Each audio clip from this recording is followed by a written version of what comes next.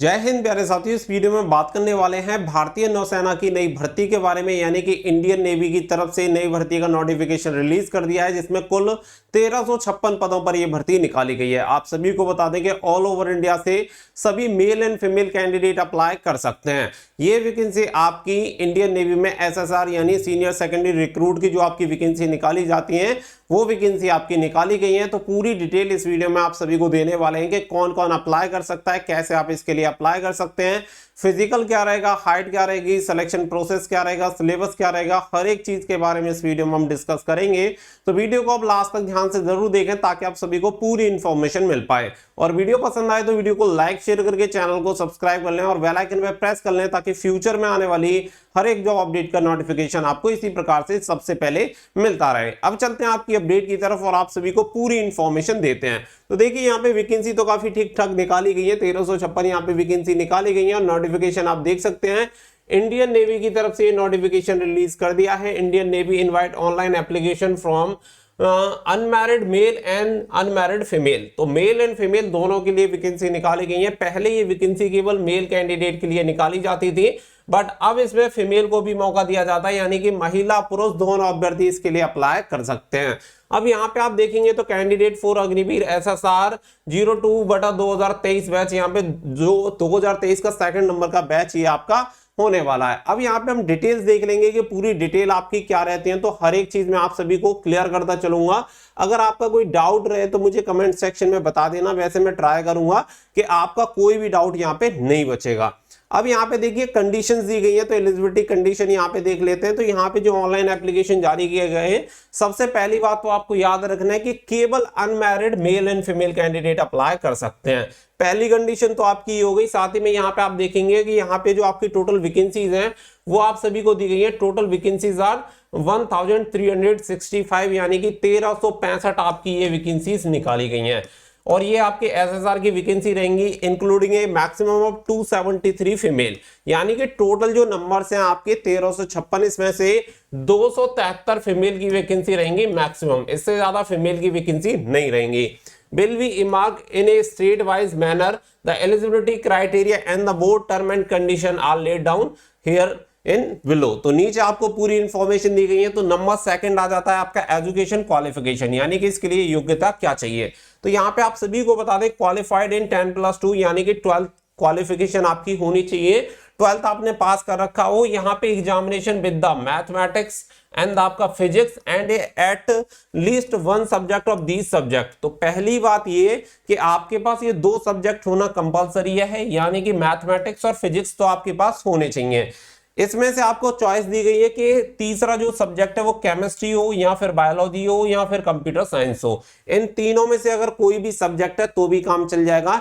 यानी कि अगर आपने समझिए जैसे कि अगर आपने PCM में कर रखा है मैथ फिजिक्स केमिस्ट्री में तो भी ठीक है, और यहाँ पे अगर आपने मैथ फिजिक्स एंड बायोलॉजी है आपके पास तो भी चल जाएगा, और आपके पास math physics and computer science है तो भी चल जाएगा। यानी कि ये जो फर्स्ट एंड सेकंड ये दोनों आपके कंपलसरी सब्जेक्ट हैं और ये आपके ऑप्शनल है। इन तीनों में से एक सब्जेक्ट आपके पास होना चाहिए। और अगर आपने इस तरीके की क्वालिफिकेशन आपके पास है किसी भी ऑल ओवर इंडिया के किसी भी स्टेट यूनिवर्सिटी से या बोर्ड से या स्कूल से कहीं से भी, तो आप इसके लिए आवेदन कर सकते हैं। अब बात आती है यहाँ पे एज कि यहाँ पे एज क्राइटेरिया क्या रहेगा। तो नंबर 3 पे आप देख सकते हैं एज के बारे में पूरी डिटेल दी गई है। तो यहाँ पे जो भी कैंडिडेट जिनका जन्म 1 नवंबर 2002 से लेके 30 अप्रैल 2006 के बीच में जन्म हुआ है, दोनों डेट इंक्लूड रहेंगी। यानी कि अगर किसी का जन्म 1 नवंबर 2002 को भी हुआ है वह कैंडिडेट भी अप्लाई कर सकता है, और 30 अप्रैल 2006 को जिस कैंडिडेट का जन्म हुआ है वह कैंडिडेट भी अप्लाई कर सकता है। और यानी कि इन डेट के बीच में किसी का भी जन्म हुआ है वो सभी कैंडिडेट एलिजिबल हैं। तो आपको आपकी डेट ऑफ बर्थ तो पता ही होगा कि आपकी डेट ऑफ बर्थ क्या है। तो अपनी डेट ऑफ बर्थ अगर आपकी इसके बीच में आ रही है तो आप इसके लिए एलिजिबल है और फॉर्म अप्लाई कर सकते हैं। फॉर मैरिटल स्टेटस तो ऑलरेडी मैंने आप सभी को बता ही दिया है कि अनमैरिड कैंडिडेट ही इसके लिए अप्लाई कर सकते हैं। और जब तक आप यानी कि इसमें क्या है ये अग्निवीर वाला जो प्रोसेस आया है उसमें एक चीज क्लियर की गई है कि यहाँ पे आपका 4 ईयर का जो टेनर रहता है, 4 ईयर के टेनर में आप शादी नहीं कर सकते, चाहे मेल हो या फीमेल हो। तो उस टेनर को जब आप कंप्लीट कर लेंगे और जब आप परमानेंट हो जाएंगे तो उसके बाद आप शादी कर सकते हैं, लेकिन ये 4 साल का जो बाउंडेशन है इसके बीच में आप शादी नहीं कर सकते। कुछ टर्म एंड कंडीशन दी गई है, साथ ही में आपको लीव वगैरह बताई गई है कि कितनी यहाँ पे छुट्टी मिलेंगी, साथ ही में यहाँ पे पे अलाउंस एंड अलाइड बेनिफिट जो आपको मिलेंगे सेवानिधि के तहत वो आपको बताए गए कि फर्स्ट ईयर आपकी सैलरी यहाँ पे 30,000 रहेगी, जिसमें से आपको मंथली जो मिलेगी वो 70% मिल जाएगी, 30% आपके फंड में जमा हो जाएगी। नेक्स्ट ईयर आपकी 10% और इंक्रीज हो जाएगी। इस तरीके से फिर नेक्स्ट ईयर आपकी 36,500 हो जाएगी और चौथी साल में आपकी 40,000 सैलरी हो जाएगी, जिसमें से 28,000 आपको मिल रहे होंगे और 12,000 रुपए आपके जमा हो रहे होंगे। तो टोटल यहाँ पे आप सभी को बता दिया गया है कि इतनी आपका जो रहेगा कि यहाँ पे जो आपका फंड होगा वो जमा हो जाएगा 5 लाख, और 5 लाख यहाँ पे आपका गवर्नमेंट की तरफ से फंड जमा हो जाएगा। बाकी का यहाँ पे डिटेल आप सभी को पूरी दे दी गई है कि कितने रुपए आपको यहाँ पे मिलेंगे, कितने वापस हो जाएंगे, वो पूरी इंफॉर्मेशन आप सभी को दी गई है। और उम्मीद करता हूं कि इसके बारे में ऑलरेडी सभी कैंडिडेट को पता ही होगा कि कितनी सैलरी दी गई है, तो इसके बारे में ऑलरेडी सभी कैंडिडेट जानते हैं। तो सैलरी यहाँ पे आप देख सकते हैं कि मिनिमम आपको स्टार्टिंग में ही 30,000 मिलेगी, जिसमें से 21,000 आपको इन हैंड सैलरी मिल जाती है।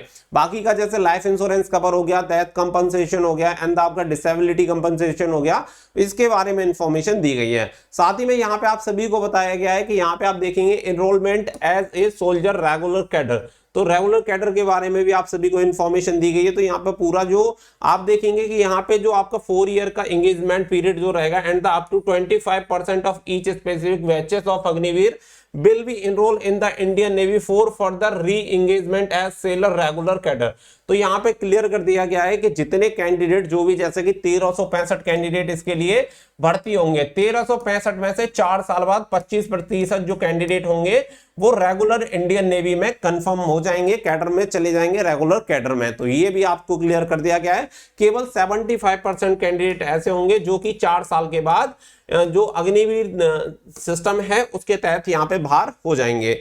आगे यहाँ पे आप सभी को दिया गया है कि रेगुलेशन एंड ग्रेचुइटी के बारे में दिया गया है, release at on request and ये सारी चीजें आपको मेडिकल एंड CSD जो फैसिलिटीज मिलती हैं वो आप सभी को बताई गई हैं। साथ ही में यहाँ पे सिलेक्शन प्रोसेस के बारे में देख लेते हैं जो कि आपके लिए जरूरी है। तो सिलेक्शन प्रोसेस यहाँ पे देखेंगे तो सिलेक्शन प्रोसेस आप सभी का जो रहेगा SSR का, यहाँ पे आप देखेंगे कि batch will be include 2 stage. तो यहाँ पे 2 स्टेज आपकी रहेंगी। पहली यहाँ पे आप देखेंगे short listing computer based online examination, जिसमें आपका सबसे पहले रिटन एग्जामिनेशन होगा और रिटन एग्जामिनेशन होने के बाद फिर आपका PFT and the recruitment medical examination होगा। यानी कि सबसे पहले रिटन एग्जामिनेशन में जो कैंडिडेट शॉर्ट लिस्टेड होंगे फिर उनका फिजिकल टेस्ट करवाया जाएगा और सबसे लास्ट में आपका मेडिकल एग्जामिनेशन होगा। यहाँ पे आप सभी को बताया गया है फर्स्ट स्टेज जो आप सभी को दिया गया है कंप्यूटर बेस्ड ऑनलाइन जो एग्जामिनेशन रहेगा, इसके बारे में आपको इंफॉर्मेशन दी गई है। तो यहाँ पे आप सभी देख सकते हैं कि the cut off marks shortlisting next stage for selection process में vary from state to state as vacancies have been allocated in the state wise manner. तो यहाँ पे आपको क्लियर किया गया है कि आपकी जो मेरिट बनेगी रिटन एग्जामिनेशन में वो स्टेट वाइज बनेगी, क्योंकि स्टेट वाइज जो वैकेंसी रहेंगी उसी के अकॉर्डिंग निर्धारित किया जाएगा कि कौन सी स्टेट की कितनी कट ऑफ जाएगी। ये है आपका कंप्यूटर बेस्ड जो एग्जामिनेशन होगा रिटन एग्जामिनेशन, उसका सिलेबस। तो यहाँ पे सिलेबस आप सभी को बताया गया है कि the question paper will be computer based with A total of 100 question each carrying 1 marks, यानी कि 100 क्वेश्चन का पेपर होगा जिसके लिए हर एक के लिए 1 नंबर दिया जाएगा, यानी कि 100 नंबर का आपका पेपर होने वाला है। साथ ही में यहाँ पे बताया गया है कि आपका जो पेपर होगा वो वाइल एंगल होगा, हिंदी और इंग्लिश दोनों में आपको ऑब्जेक्टिव टाइप क्वेश्चन देखने के लिए मिलेंगे। साथ ही में यहाँ पे आप सभी को बोल दिया गया the question paper will compromise 4 section. तो 4 सेक्शन यहाँ पे आपके रहेंगे। पहला रहेगा आपका इंग्लिश, दूसरा रहेगा आपका साइंस, तीसरा रहेगा आपका मैथमेटिक्स एंड नंबर 4 पे आपका रहेगा जनरल अवेयरनेस। तो इस तरीके से टोटल आपके 4 सेक्शन में यहाँ पे आपका पेपर डिवाइड किया गया है और टोटल आपके 100 क्वेश्चन पूछे जाएंगे, 100 मार्क्स आपको दिए जाएंगे। साथ ही में आप सभी को बता दें कि अगर आप इसकी तैयारी करना चाहते हैं तो यहाँ इंडियन नेवी SSR की तैयारी करने के लिए आपको बेस्ट बुक मिल जाती है चक्षु पब्लिकेशन की, जिससे आप अपनी तैयारी काफी बेहतर तरीके से कर सकते हैं, क्योंकि ये आपके लेटेस्ट एग्जाम पैटर्न पे आधारित है। चारों सब्जेक्ट आपको इसमें देखने के लिए मिल जाएंगे। साथ ही में 2400 प्लस ऑब्जेक्टिव क्वेश्चन आप सभी को दिए गए, बेस्ट प्रैक्टिस सेट मिल जाते हैं, साथ ही में 25 सॉल्व पेपर भी आप सभी को मिल जाते हैं। तो काफी अच्छी बुक है, आप अपनी SSR की तैयारी इस बुक से कर सकते हैं। लिंक आपको वीडियो के डिस्क्रिप्शन में दे दिया गया है। आप इस बुक को ऑफलाइन ऑनलाइन दोनों तरीके से ले पाएंगे, परचेज कर पाएंगे, तो लिंक वीडियो के डिस्क्रिप्शन में दिया गया है, वहां से जाके आप इस बुक को ऑर्डर कर सकते हैं। यहाँ पे हमारे चारों सेक्शन कंप्लीट हो गए कि English, science, mathematics and general awareness आपकी आएगी। इसके अलावा यहाँ पे आप सभी को बताया गया कि आपके जो क्वेश्चन का लेवल होगा, जो स्टैंडर्ड होगा, वो 10+2 सिलेबस का होगा, क्योंकि आप सभी जानते हैं कि यहाँ पे आप सभी का 10+2 का एग्जामिनेशन हो रहा है, तो उसी के स्टैंडर्ड के यहाँ पे आपको क्वेश्चन पूछे जाएंगे। साथ ही में जो पेपर का टाइम रहेगा, यहाँ पेपर का टाइम आप सभी को दिया गया है कि 1 घंटा आपका पेपर का टाइम रहेगा, तो ये भी आप सभी को यहाँ पे क्लियर रहना चाहिए। साथ ही में आप सभी को यहाँ पे बताया गया है कि पेनल्टी यानी कि नेगेटिव मार्किंग भी आप सभी को बताई गई है कि नेगेटिव मार्किंग 1/4 की नेगेटिव मार्किंग यानी 0.25 की यहाँ पे नेगेटिव मार्किंग रहेगी, यानी कि 4 गलत उत्तर अगर आप देते हैं तो 1 नंबर आपका काट लिया जाएगा। तो इस तरीके से आप सभी को सारी चीजें दी गई हैं। साथ ही में ऑनलाइन एग्जामिनेशन होगा, वो आप सभी को बता दिया जाएगा सेंटर एलोकेशन के बारे में। अब बात आती है एग्जामिनेशन फीस के बारे में। तो यहाँ पे जो आपकी एग्जामिनेशन फीस होगी 550 रुपए आपकी एग्जामिनेशन फीस होगी, प्लस 18% जीएसटी आप सभी का यहाँ पे रहेगा। तो आप इसे ऑनलाइन वीजा, मास्टर, रुपए, credit card, debit card, UPI जैसे भी आप पेमेंट करना चाहते हैं इस तरीके से कर सकते हैं। बट यहाँ पे थोड़ी सी फीस यहाँ पे ज्यादा देखने के लिए मिल रही है, 550 रुपए बहुत होती है, और वो भी ऑनलाइन एग्जामिनेशन में। साथ ही में यहाँ पे गवर्नमेंट एग्जाम जो भी इंडियन नेवी, आर्मी, एयरफोर्स में, ये पहले इतनी फीस नहीं हुआ करती थी, अभी कुछ ज्यादा फीस देखने के लिए मिल रही है। साथ ही में आप सभी को बताया गया कि यहाँ पे आपकी जो फीस होगी वो रिफंडेबल नहीं होगी, बाकी की सारी चीजें आप सभी को बता दी गई हैं। तो यहाँ पे और भी बहुत सारी चीजें आप सभी को दी गई हैं, जैसे कि आप सभी का जो सेकंड स्टेज होता है, तो सेकंड स्टेज हो जाने के बाद यहाँ पे आप सभी देखेंगे कि सेकंड स्टेज आपका रिटन एग्जामिनेशन, पीएफटी अंदर रिक्रूटमेंट, मेडिकल। तो आप सभी को पता है कि पहला यहाँ पे आप सभी का रिटन एग्जामिनेशन जो है उसी के बेसिस पे आपको शॉर्ट लिस्टेड किया जाएगा। जब आप शॉर्ट लिस्टेड हो जाएंगे तो आपका स्टेज 2 स्टार्ट हो जाता है, यानी कि पहले पेपर के आधार पे आपकी स्टेट वाइज कट ऑफ बनेगी और स्टेट वाइज कट ऑफ को आप क्वालिफाई कर लेंगे। पहले आपका स्टेज 1 होगा जिसमें आपका रिटन एग्जामिनेशन होगा, जब आप उसे क्वालिफाई कर लेंगे तो आप स्टेज 2 के लिए क्वालिफाई हो जाते हैं, जिसमें written examination, PFT and recruitment, medical होता है। जिसमें आप 21 पे आप देखेंगे candidate short listed in the INET examination computer based online examination will be issue call up letter for stage 2 written examination, PFT and recruitment medical examination. Stage 2 will be conducted at the designated Indian Navy center. The syllabus for the stage 2 written examination is available on the website. तो website पे जाके आपका जो second stage का written examination होता है उसका syllabus जाके आप चेक कर सकते हैं। इंडियन नेवी की वेबसाइट पे आप सभी को ये देखने के लिए मिल जाएगा। यानी कि पहला पेपर क्वालिफाई करने के बाद भी आपको दूसरा एक रिटन एग्जामिनेशन देना होगा, तो वो जो पेपर रहेगा केवल क्वालिफाइंग नेचर का है, जो कि आपको शॉर्ट लिस्टेड करने का काम यहाँ पे करेगा। आगे बढ़ते हैं तो आगे यहाँ पे आप सभी को बताया गया है आपके फिजिकल स्टैंडर्ड के बारे में, जो आपका पीएफटी होता है, जिसे फिजिकल फिटनेस टेस्ट भी कहा जाता है। तो यहाँ पे आप सभी देखेंगे कि जो मेल कैंडिडेट हैं इन्हें 1.6 किलोमीटर की रनिंग करनी है 6 मिनट 30 सेकंड में, और फीमेल जो रहेंगी 1.6 किलोमीटर की रनिंग 8 मिनट में कंप्लीट करनी होगी। साथ ही में यहाँ पे कुछ उठक बैठक जिसे स्क्वाट्स कहा जाता है वो आपको करने होते हैं। मेल कैंडिडेट को 20 करने होते हैं और फीमेल कैंडिडेट को यहाँ पे 15 करने होते हैं। यहाँ पे पुशअप्स करने होंगे मेल कैंडिडेट को 12, और साथ ही में आपकी बेंट नी सेट जो रहेंगी, सेटअप्स जो रहेंगी वो करनी होंगी 10। तो 10 किससे करनी होंगी, वो महिलाओं को करनी होंगी, यानी कि मेल के लिए पुशअप्स हैं और सेटअप है महिलाओं के लिए। तो ये भी आप सभी को क्लियर यहाँ पे होना चाहिए। बाकी का यहाँ पे रिक्रूटमेंट मेडिकल एग्जामिनेशन होता है, जब आप ये दोनों स्टेज को क्वालिफाई कर लेंगे, फर्स्ट एंड सेकंड को, जिसमें आपका रिटन एग्जामिनेशन क्वालिफाई हो जाए और पीएफटी क्वालिफाई हो जाए, इसके बाद फिर आपका प्रोसेस स्टार्ट होता है मेडिकल का, और फाइनल में जाके आपकी जो मेरिट बनती है वो मेरिट बनती है स्टेज 2 का जो रिटन एग्जामिनेशन होगा उसके बेसिस पे। यहाँ पे आप सभी देख सकते हैं based on performance in the stage 2। तो स्टेज 2 का जो आपका रिटन एग्जामिनेशन होगा उसी के बेसिस पे आपकी फाइनल मेरिट लिस्ट बनेगी।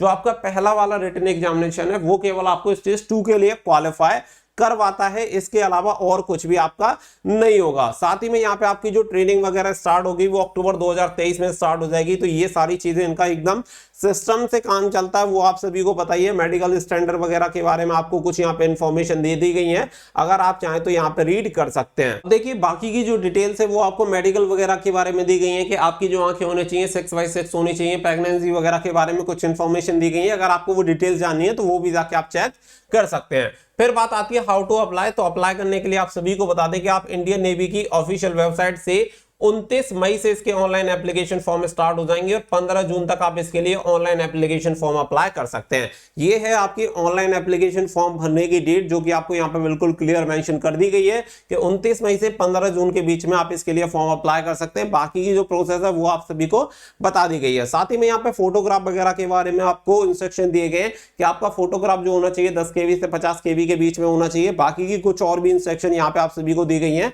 जो कि आप ऑनलाइन एप्लीकेशन फॉर्म भरते के टाइम इन्हें पढ़ सकते हैं। 15 जून आपकी लास्ट डेट रहेगी। बाकी की इससे रिलेटेड और कोई आपके लिए जरूरी इंफॉर्मेशन नहीं है। इससे रिलेटेड बाकी की अगर कुछ भी इंफॉर्मेशन होगी तो मैं आप सभी को प्रोवाइड करा दूंगा। इसके लिए आप हमसे कनेक्टेड रहिएगा और चैनल को सब्सक्राइब करके रखिएगा, ताकि अगर फ्यूचर में कोई भी अपडेट आए, जैसे कि आपके जब एडमिट कार्ड आएंगे या रिजल्ट आएगा, उससे संबंधित हर एक अपडेट आपको रेगुलर हमारे चैनल पे इंडियन नेवी की भर्ती से रिलेटेड मिलती रहेगी। तो मिलते हैं नेक्स्ट वीडियो में। फिलहाल के लिए बस इतना ही। So thank you for watching.